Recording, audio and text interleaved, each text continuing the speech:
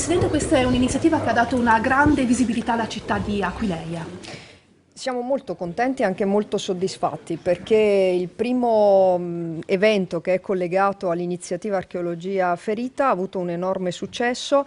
Abbiamo avuto presenze per 2 mesi e 22 giorni, la durata della mostra, per circa 16.000 persone. Se considerate che presso il museo in genere accedono circa 35.000 persone l'anno, abbiamo fatto davvero un risultato straordinario.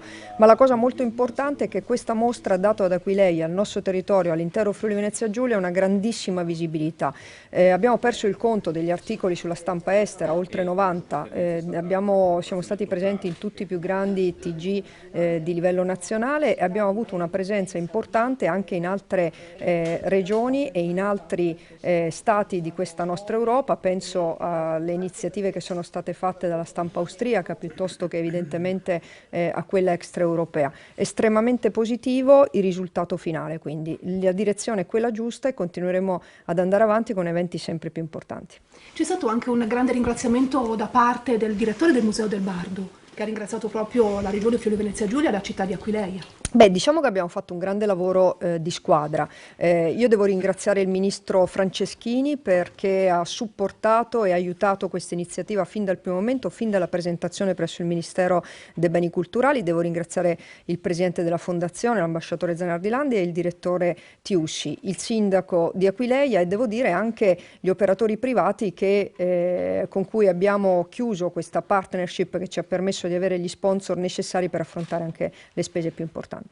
Ora vi proiettate al futuro e presto ci sarà una mostra con dei pezzi molto importanti provenienti dall'Iran, da Teheran. Sì, in occasione della visita istituzionale di qualche settimana fa siamo riusciti a raggiungere un accordo politico di massima con la Repubblica Islamica dell'Iran estremamente importante. Per la prima volta i reperti del Museo Nazionale Archeologico di Teheran lasceranno appunto il suolo dell'Iran e verranno ad Aquileia. È un risultato straordinario.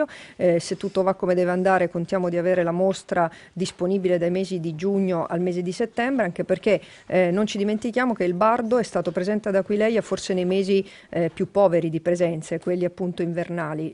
L'impegno che ci assumiamo con i reperti iraniani è di essere presenti nel momento nel quale c'è il maggior afflusso. Ovviamente l'obiettivo finale, come si spiegava prima, è di avere un turismo che completi la presenza nel sito per tutti e 12 mesi. Questo è il lavoro al quale stiamo lavorando insieme e che ovviamente si accompagna anche alle iniziative sugli scavi. Questo è un lavoro che vede un'unione tra il finanziamento della Regione ma anche i finanziamenti dei privati.